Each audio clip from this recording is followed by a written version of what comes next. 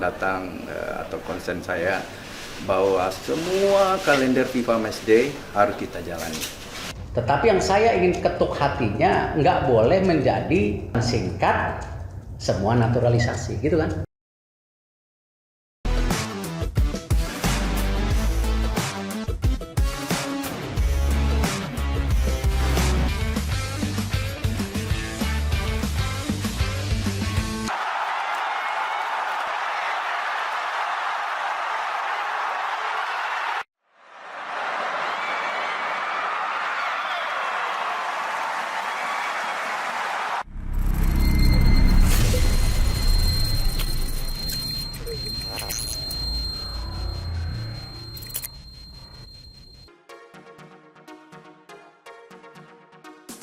Timnas Indonesia resmi akan menggelar FIFA Matchday 2 kali pada tanggal 20-28 Maret 2023. Calon lawan yang dihadapi adalah Burundi ranking 141 FIFA. Nominal yang dikeluarkan tentu tergantung peringkat FIFA tim yang datang ke Indonesia. Semakin tinggi peringkat FIFA lawan Timnas Indonesia, maka semakin tinggi biaya yang harus disanggupi PSSI. Rata-rata untuk mendatangkan suatu tim, PSSI harus menyiapkan sekira $10.000 AS, setara 151 juta rupiah. Angka itu masih bisa bertambah, tergantung seberapa tinggi ranking FIFA tim lawan tersebut. Terdapat kesepakatan-kesepakatan lain pula yang mempengaruhi harga yang harus disanggupi PSSI. Namun untuk urusan akomodasi dan penerbangan, hal itu merupakan tanggungan wajib PSSI selaku pengundang. Nominal dana yang harus disiapkan PSSI untuk undang lawan Timnas Indonesia di FIFA Matchday, patut dipahami pencinta sepak bola tanah air, mendatangkan lawan tangguh bagi Timnas Indonesia di FIFA Matchday bukan perkara mudah. PSSI harus menyiapkan akomodasi bintang 4, hingga menanggung biaya urusan visa dan tiket penerbangan yang totalnya bisa mencapai ratusan juta rupiah. Timnas Bolivia dan Timnas Tajikistan dipastikan batal menghadapi Timnas Indonesia di FIFA Matchday Maret tahun 2023. Bolivia lebih memilih tawaran dari Arab Saudi, sedangkan Tajikistan akan menghadapi Timnas Kuwait dan Timnas Uni Emirat Arab, UEA. Direktur Teknik PSSI, Dirtek PSSI Indra Syafri, sempat menyinggung tawaran Arab Saudi kepada Bolivia yang lebih besar. Rupanya, untuk mendatangkan tim tangguh, Federasi Sepak Bola suatu negara harus menggelontorkan dana tak sedikit. Uang yang harus disiapkan federasi bertujuan untuk mengakomodir tim tamu, dari mulai keberangkatan hingga kepulangan. Jumlah yang harus disiapkan meliputi akomodasi dan pelayanan bintang 4, transportasi lokal selama di Indonesia, biaya pengurusan visa dan administrasi kedatangan, serta tiket penerbangan. Poin terakhir merupakan hal utama yang membuat biaya mendatangkan lawan Timnas Indonesia sangat mahal, sebab tidak masuk akal jika tim elit naik pesawat kelas ekonomi. Belum lagi hotel yang akan disinggahi para pemain dan tim pelatih lawan, tentu mereka harus dilayani dengan pelayanan kelas 1 selama menginap di Indonesia. Menguak alasan Erick Thohir membatasi hanya satu pemain naturalisasi di Liga 1 dan Liga 2. Alasan Erick Thohir membatasi hanya satu pemain naturalisasi di Liga 1 dan Liga 2 akan dibahas dalam artikel ini. Mengenai itu, Erick Thohir pun memiliki alasan tersendiri. Nantinya, setiap klub Liga 1 dan Liga 2 hanya diizinkan menggunakan pemain naturalisasi hanya satu saja. Adanya pembatasan itu untuk memberikan kesempatan kepada pemain lokal. Pembatasan pemain naturalisasi juga merupakan upaya meningkatkan kualitas pemain lokal. Ketua Umum PSSI itu mengungkapkan usulan tersebut dalam acara Sarasehan Sepak Bola, Sabtu tanggal 4 Maret tahun 2023, dengan harapan, setiap klub tidak banyak menggunakan jasa pemain naturalisasi. PSSI mengambil posisi, kalau bisa dan harus bisa, pemain naturalisasi hanya satu.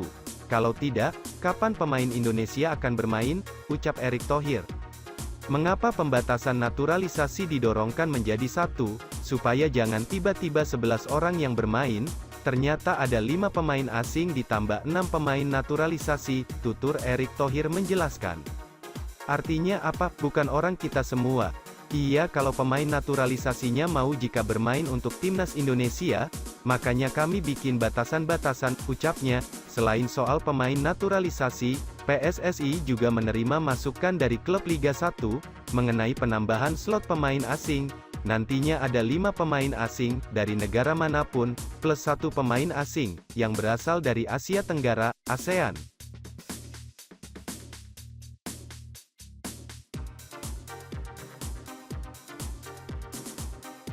Daftar pemain kemungkinan dipanggil Sintayong. 1. Asnawi Mangkualam Bahar. 2. Egy Maulana Fikri, Dewa United. 3. Witan Sulaiman, Persija. 4. Elkan William Tio Bagot. 5. Sadil Ramdhani, Sabah FC. 6.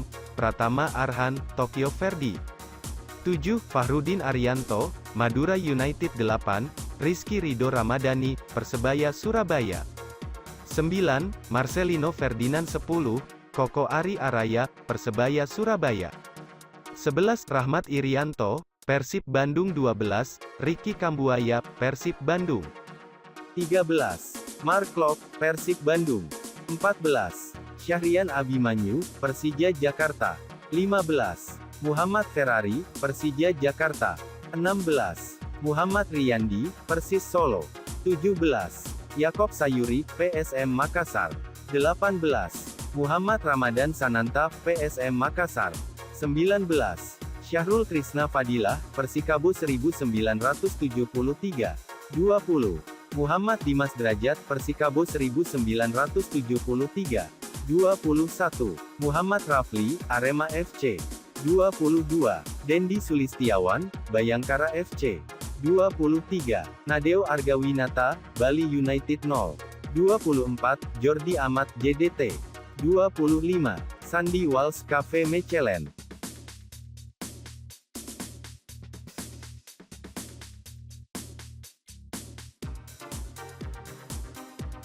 Pelatih Timnas Indonesia, Sintayong kemungkinan memanggil pemain untuk FIFA Matchday pada 20 sampai tanggal 28 Maret melawan Kenya dan Burundi seperti skuad Timnas Indonesia melawan Curaçao pada 24 dan tanggal 27 September tahun 2022 lalu, di antaranya yang berkiprah di luar negeri.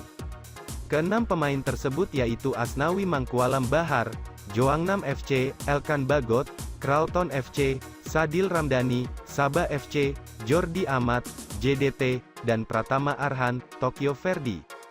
Sandy Walsh, KV Mechelen, disinyalir Timnas Indonesia semakin gacor. Timnas Indonesia kemungkinan besar akan memanfaatkan pertandingan di FIFA Matchday periode Maret tahun 2023. Kabar terbaru, skuad Garuda akan berjumpa 2 negara Afrika yaitu Burundi dan Kenya. Informasi ini terdengar dari akun Twitter 257 Vote yang menyebutkan negaranya Burundi akan uji coba melawan Timnas Indonesia. Burundi akan datang ke tanah air untuk menghadapi Timnas Indonesia dan Kenya. Seluruh pertandingan akan digelar di Indonesia, adapun FIFA Matchday akan digelar pada 20 sampai 28 Maret tahun 2023. Burundi saat ini duduk di posisi ke-141 ranking FIFA.